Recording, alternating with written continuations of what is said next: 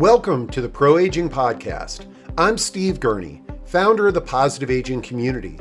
We're thrilled to have you join us for interactive discussions with pioneers and thought leaders on a wide variety of topics related to aging and longevity. These insightful discussions and the Positive Aging Sourcebook are brought to you thanks to the support from our Positive Aging community champions. Visit proaging.com to connect with them and discover hundreds of valuable other resources. We're excited to have you with us today, so let's jump into an engaging Positive Aging live and interactive discussion.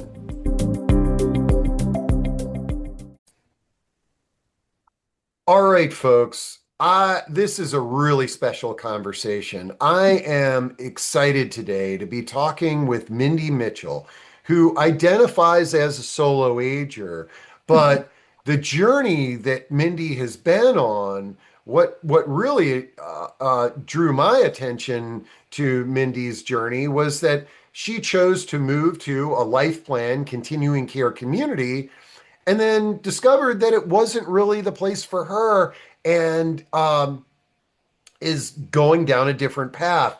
But Mindy, I know a little bit about your story, and I know there's going to be some amazing nuggets here. But before we dive into that, let's get to know you a little bit better. Tell us a little bit about your background, Thanks, and Steve. let's get that started. I'm originally from the Pacific Northwest, and I lived there until like 88. And I was a corporate banker at that time, excuse me. And then at that time, my husband was transferred to South Florida. So we were in South Florida for about 7 years. And then he got transferred to Northern Virginia. So at that time, from that time on, I have been in Northern Virginia up until the point when I decided that I was getting older, I was now a solo ager, and I needed to think of something else. Now, while I was in Northern Virginia, part of the time I had my own professional organizing practice, and I very much enjoyed that. I'm very I don't know what side of the brain it is, but I'm really like bullet points and stuff like that. So I did that, and then at that time, about 2005, I was contacted by a design build company, and they wanted me to be part of their design team. So I started doing that. I worked with Sun Design for quite a few years and became certified in aging in place. Wow. So I do have a lot of old people background. So it was really great. I mean, it's interesting. You get to a certain point and you look back and you see how things just flowed the way they were supposed to flow. So anyway, so just to point out, I mean, so many people are navigating this journey with no knowledge of this weird aging ecosystem. You had familiarity with it. And let me ask one follow-up question on, I appreciate that you identify as a solo ager, and you had mentioned your husband. Is your husband still with you? No. Did he pass away or divorce? Divorce. Okay, great. Yeah. Yeah. And I bring that up because it's important. There's many of us become solo agers, and by accident, we never imagined, that this person we walked down the aisle wouldn't be with us till death do us part, and then just out of curiosity, because you're on this topic of solo aging, you feel comfortable like telling folks that, hey, I'm a solo ager. That doesn't I appreciate that, but that you don't have hesitancy in that area, because some people do. I've been solo aging for so many years. I don't even think about it anymore. I did think that, I would go into old age with somebody, and it just didn't happen. And so, then that's when probably about 2024, I just last year, um, or a few years before that, I started thinking about a community, a residential community, a CCRC. And I had a friend who knew of a place. And so that's when I started looking into that. Now, the thing about it was this CCRC was clear cross country back in Washington State. And for some reason, I thought this will be perfect because my family's still out there. But my parents had died. My brothers are like in their 80s. And I'm like, I don't know what I was thinking. But anyway, so I met with my financial planner. I knew people that were also moving out there. I did all of my research. And then in 2024, they had a place for me. So it was perfect. Everything was working out so great. Go Now, ahead. let me interrupt you. This is the I know this is a fascinating part of the story, but I want to kind of back up a little bit because you're in Northern Virginia.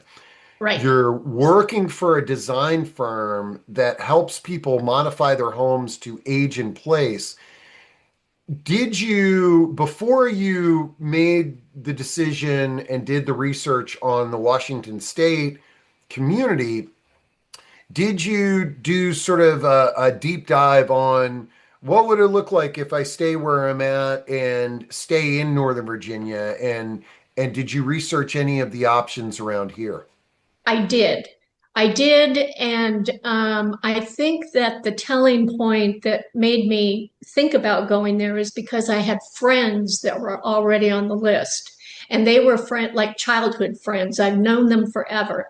And it just seemed perfect. The other thing is that it was very fear driven on my part because I'm also like a glass is half empty kind of person. Like, what if this happens? What if that happens? And I really wanted to be someplace where I would be taken care of all the way through, independent to hospice. Now, did you have, up to this point, have you had any significant healthcare scares? Mhm. Because oftentimes that's a driver to a decision like this. Yeah, that's a good question. No, I mean, I am so blessed with good health. I'm 73 and knock on wood. It just seemed like, what it seemed like if I could tick this off the list, like my whole future life, then I could rest. I could relax Peace of because of, mind. yeah, peace of mind, because it was just Yeah. always in my head. What am I going to Okay. do? Yeah, Okay, so let's get back to the journey. You did the research, and I get it. Returning home to the place where you grew up, your brothers are there, you got some friends there. It's a life plan community. You move in and you're good to go no matter what happens to you. I can see the rationale here in the decision. right. So everything worked so perfectly time wise. I got all my stuff shipped, and I got there, and I was like, now what do I do? And that's when I started having some realizations around, do I want to be here? Is this the best place for me? And of course, initially, it had nothing to do with the facility. It just had to do with my expectations. And a lot of it, those expectations were driven by fear. I just wanted it taken care of. I wanted Hmm. to be taken care of. Got it. And I just wasn't ready to be taken care of, Okay. basically, is what it was. And so I mean, I guess, I mean, again, because you're a professional organizer and you're in this area, I mean, the downsizing, did you have much of a downsizing process from where you were living in Northern Oh, Virginia to Washington State? yeah, no, because I downsized a couple times before that. Okay. I'm All right. downsizing is kind of my hobby. I really like to have You're a all my, minimalist. I'm very much a minimalist. Okay, yeah. Most of the world is not, and but that worked in your favor. But still, this is not a move down the street. This is a move across country, and Right. so you get moved into the new life plan community, and I imagine you had like I mean, and I don't want to put words in your mouth, but Mm. did you have, getting into the new place and it's like, yay, I'm here and I'm gonna max out the opportunities of the community, or was it sort of like day one, it's like, uh-oh, did I make the wrong move? No, it took a while. And bear in mind that I moved there in the middle of summer, Okay. which is the most beautiful time to be in Washington State. And the place where I was right on the edge of the rainforest. It wasn't the best idea I ever had. So, because I need a lot of sun, and I know that about myself, and I don't know. Anyway, it was like, so I ended up there and I did throw myself into stuff. I signed up for exercise classes and, things like that. And as time went on and the weather changed, I would say the biggest factor for me was the weather Huh. because it is Okay. so dreary. It's always drizzly there. I don't know if you've ever been there in the winter, but especially in the location where I was, like it's just there's always drizzle and there's always gray. It's a lot like London, actually. And I didn't realize what a toll that would take on me, Okay. an emotional toll, really. All right. So the weather, one very important component for you, and then you're starting to think, uh, holy cow, made the move, which based on the way you've described it, is going to be your last move. It's like, hey, I checked all the boxes. I don't have anything to worry about. Now I can just, build my lifestyle here. So you came to this realization and now you're sort of did did you have sort of like a crossroads where you're sort of like, let me just gut it out. It's just I lived here as a kid, I can deal with the weather. I'll just gut it out. Or was it like how much hemming and hawing between gutting it out and let me make a move did you go Make a through? move. One of the things that happened was as I started feeling a little less chipper about being there, is that I realized how far away my support group was. They're all in Northern Virginia, and it's not an easy flight, even out of SeaTac. It's you can't always get a direct flight. Anyway, I started feeling very far away, and this doesn't have anything to do with my family. Also, my family was there, but they're older. They have their own lives. It's like all of a sudden I plop myself down and I don't know what I expected. Like it was going Yeah. to be like my childhood. It was crazy. Yeah. I don't know where I was. But anyway, one of the other things that started impacting me, and I started thinking, uh-oh, was the medical system that they had. They have there was like hardly any access to specialists. And when I started feeling bad about being there and getting a little depressed, there was no one I could get in to see. Hmm. And that's when that really scared me too. I'm like, oh my gosh, my support group's not here. I don't have my medical support group because being Hmm. in Nova, Northern Virginia, I had a well entrenched medical team.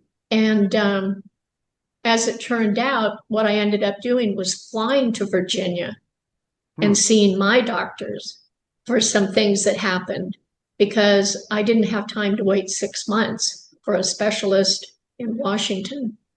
Wow. Okay. So I understand this rationale. Now, here's the thing that I've never talked to anybody about, which is why I'm so excited to talk to you about it, is you decided, okay, I made a decision and I'm not ready for this yet, so I'm going to pivot and do something else. So you signed this contract. I imagine your community had an entry fee and all that stuff, and you decided that I'm going to start looking at an alternative, a different decision. So walk us through that, and I guess walk us through what did because you're a planner, I'm assuming you're hanging tight there as a resident, still, participating. And now, okay, I'm going to find what my next move is going to be. Tell us a little bit about that thought process. What I did was I went back to Virginia, like I said, and visited and talked to some friends, and they were like, maybe you just need to get out of there. It's just not the place for you. And I'm like, yeah, that's what I'm thinking. But then it was like, but I paid the money and I did this and I did that. And am I giving up too easily? Am I missing an opportunity? And and then I went to Florida for the winter, last winter, because that's what I usually did when I lived in Virginia. Spent my winters Okay. in Florida. And I thought, you know what? I feel so different being in sunshine and being close to my support group that I think I just need to go. And I talked to them at the facility about how I was feeling and things like that. And at that time, I hadn't even thought about getting money back. I didn't care. Hmm. That's This was how just, I gotta, like, the weather is just not working it's just for not me. working. Okay. Yeah. Yeah. So now let's back up a little bit because as you peel off the onion, how long had you been wintering in Florida uh, when you were living in Northern Virginia? Oh, probably it was after I retired, so probably about 6 years. And I always come back to the place where I used to live in the 90s. So I have friends here and I know the area and I have doctors here. Okay. And Yeah. because you're saying here, uh, it sounds like the move that you made was not back to Northern Virginia. The move that you made was to Florida full time. Right, And right. those wintering months, the 5 years after retirement, were you renting a property when you would go down Yes, there, or did you yes. purchase? Okay. All No, I right. didn't purchase. I'm pretty, I don't really, I sold my house quite a while ago, and so I've been renting. I am a renter. I'm comfortable with it. I think it feeds my soul. Like I can go anywhere. I can just up and go. And I like that. I'm glad you bring that up because this is a great point for people that are tuning in is that if we are homeowners, it's especially at this chapter in our life, it's very because you've owned your own home and you've put your fingerprint on it, it's natural for all of us to migrate to, oh, I'm leaving Northern Virginia, I'm going to move to Florida and buy a condo. And, Right. because I need it to be my place or what have you. And I'm always telling folks, it's like, look, you can rent, and check out the neighborhoods and Yes. see, and then you're only bound to the end term of that lease. Hmm. And those of us who move in and buy homes know that in that first year, you spend a heck of a lot of money making improvements to that property to put your fingerprint on it, only to Hmm. be like, oh, geez, I'd rather live across the bay or something like that. So that's great. I mean, everybody is unique. I mean, your Right. story is very Definitely. unique, but I think there's some threads that people will identify with. So, okay, so and also you have the benefit of having a support network in Florida, having a support network in Northern Virginia. You tried out your support network in Washington, and I would probably say that had you moved instead of moving to Washington State, if you had chosen a life plan community in Phoenix, Arizona, or Scottsdale, you might had a longer runway there. It sounds like the weather really Hmm. impacted your mental psyche, and but that being said, you so now your your friends are like the so you decided Did you contemplate moving back to Northern Virginia, or were I you sort did. okay? I did, but it's very expensive there. And I didn't exactly know because Northern Virginia has a lot of sunshine. Even, Yeah. the skies are generally blue. And so I never had any problems when I was living there. But I did, but I thought, well, if I'm going to do this, why not go to Florida, get Well, a year's lease yeah. and see what happens? And you were So, already spending what, 4 to 6 months in Florida anyways. right, Yeah. right. And I Okay. would not have been doing that if I lived in Washington. That was the other thing. It was too far to go. It was just too Yeah. far. It was too Okay, so far. now let's talk about something that I'm curious about, and I know others are too. You go to the life plan community you're living in, and you're like, all right, I'm moving. Uh, Tell us what that process looked like. Um, I went to them and I just said, it's not working. I feel like it's affecting my emotional health for sure. And at that, they were very concerned, of course. And so it was pretty effortless. I um, I came back from Virginia, went back there, packed up some stuff, and actually, what I did was I packed up my car. All I took was what fit in my car, and then I shipped my car. And then Huh. that's what I came to Florida with Oh, because I wow. rent a furnished apartment. Oh, okay. So now this is okay. Now I'm sure people are curious, and you don't need to use real numbers, but Oh, your life plan community had what most of us think is a large entry fee, I'm assuming. mm-hmm. And what percentage of that did you get back? Let's see.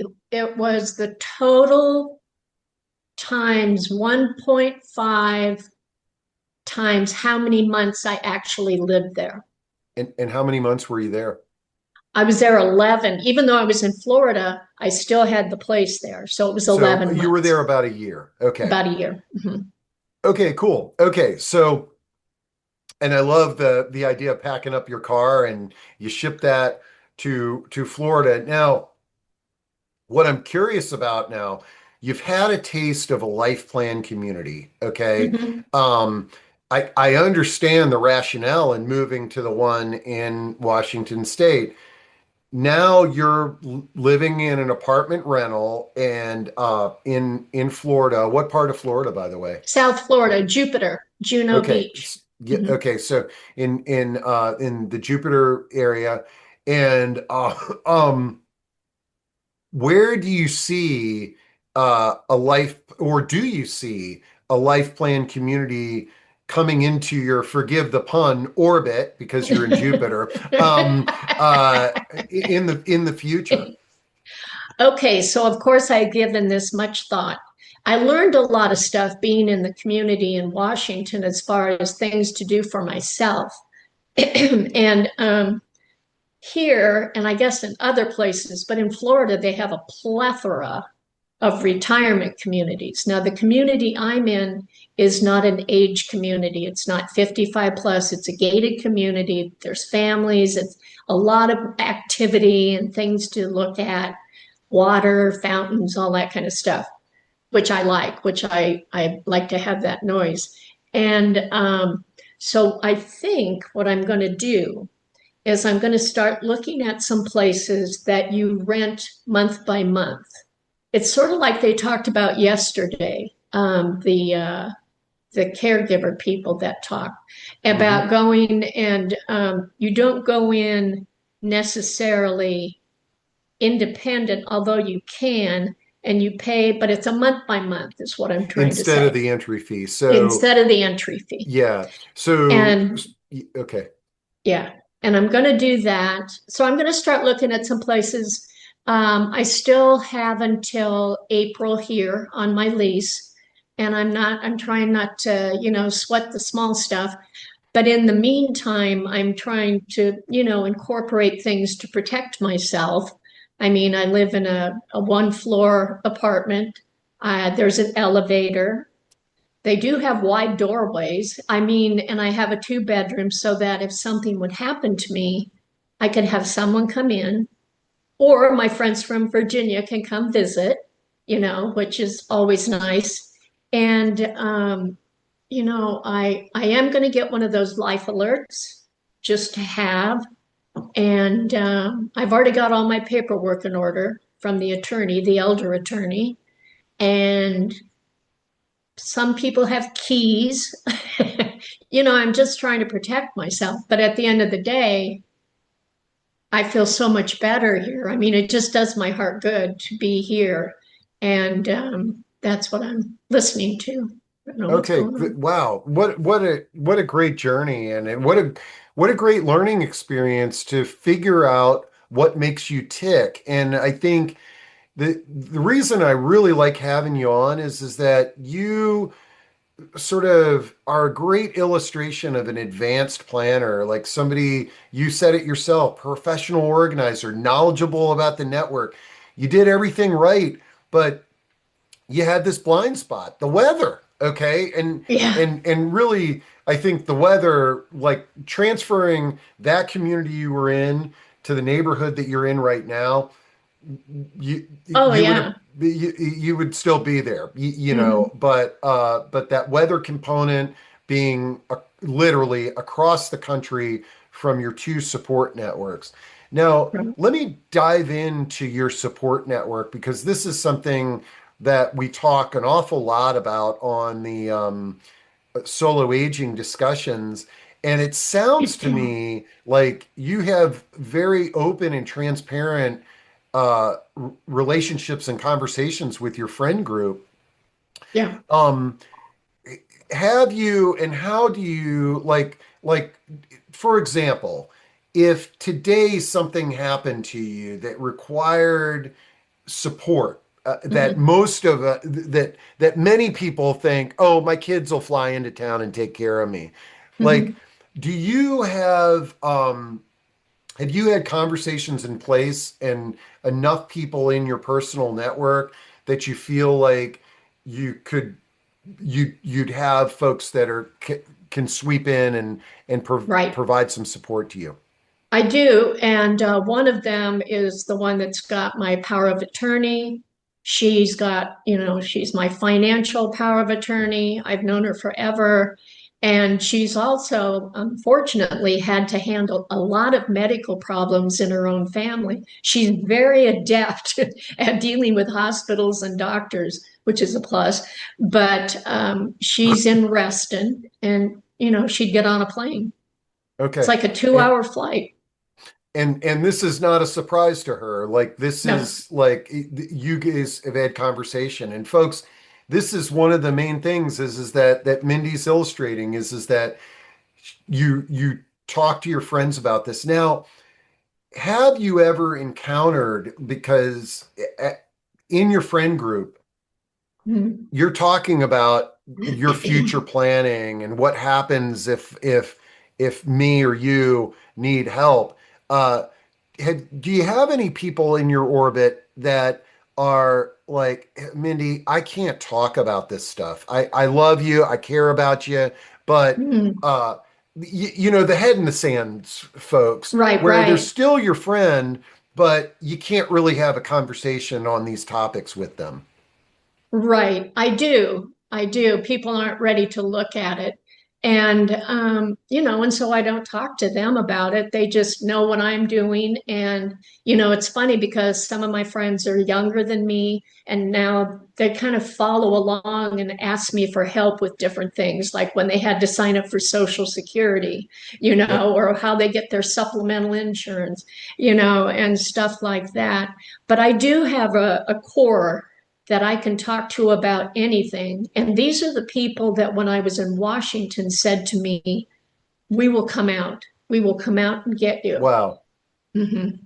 Now, I'm excited to hear this because a lot of times we talk about this core group, this network for solo agers, anecdotally or on a checklist, but the this these relation well, let me ask you, like, it sounds like these are relationships that you've cultivated over a long period of Mhm. time.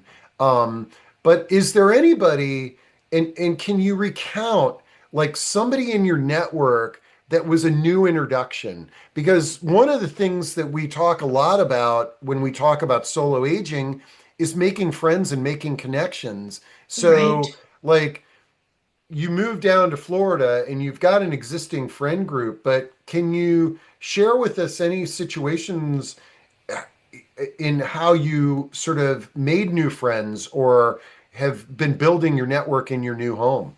Yeah, that's interesting you'd ask because that is something I've really been focusing on. I only have a couple friends here in Florida. So, as an introvert and a solo ager, I right now am learning to go out and meet people.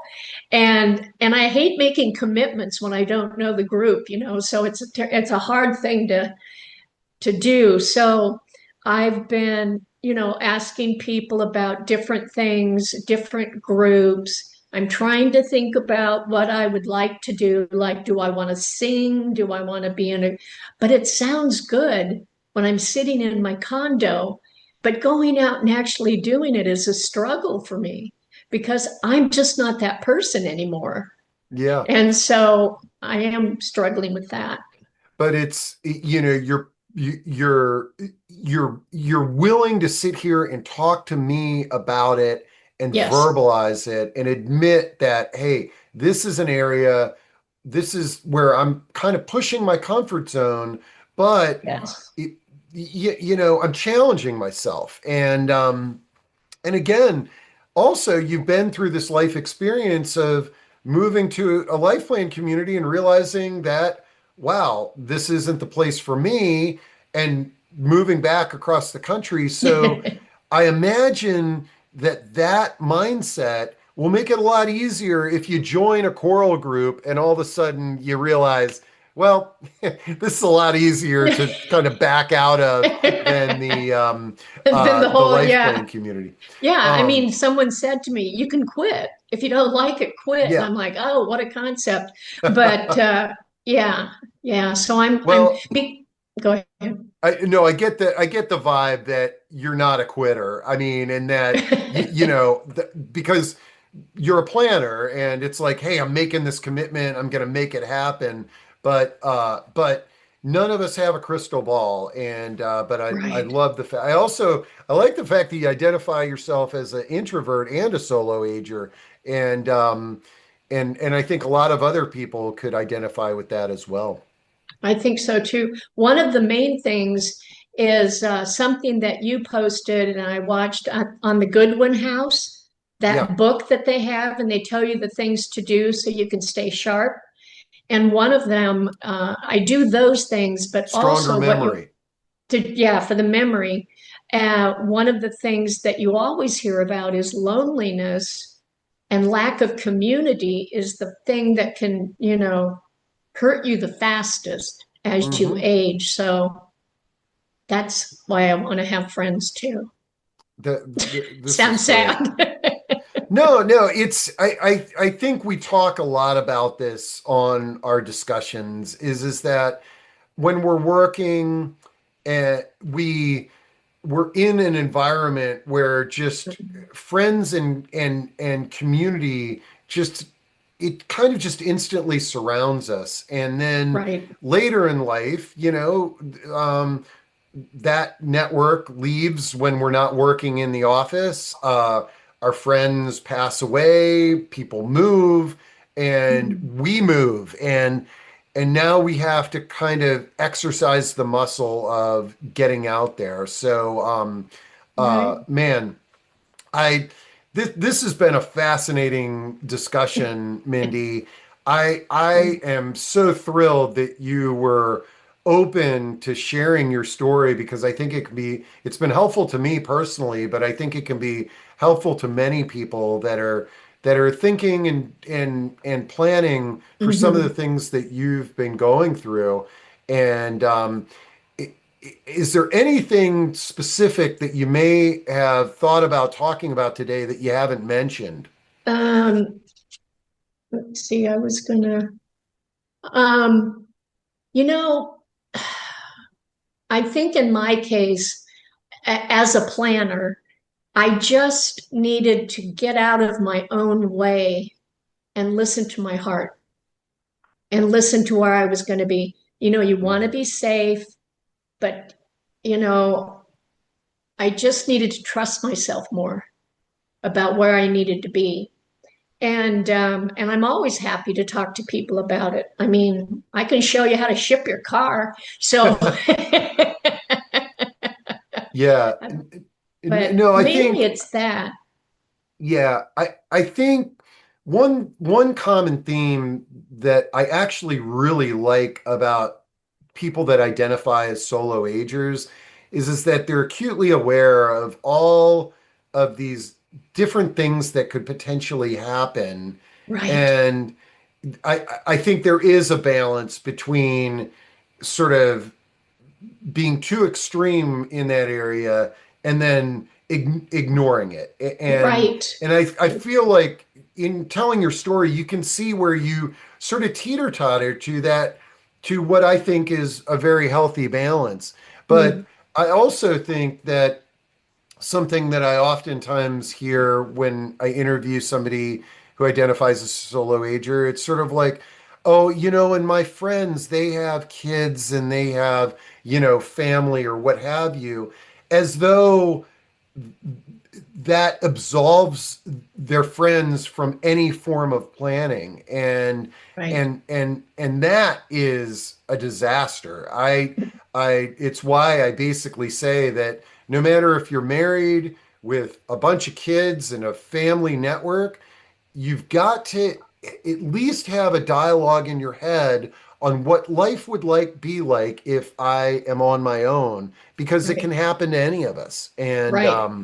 And none of us have a crystal ball. But wow, Mindy, this has been a fascinating conversation, and Thanks. I can't wait to have you back. And because I think there's a lot of stuff that we can talk about. But thank you so much. Oh, And you folks, bet. I'll make sure to put links and more details in the below the recording here. Okay, All right, great. Thanks, Steve. Thanks so much. you bet.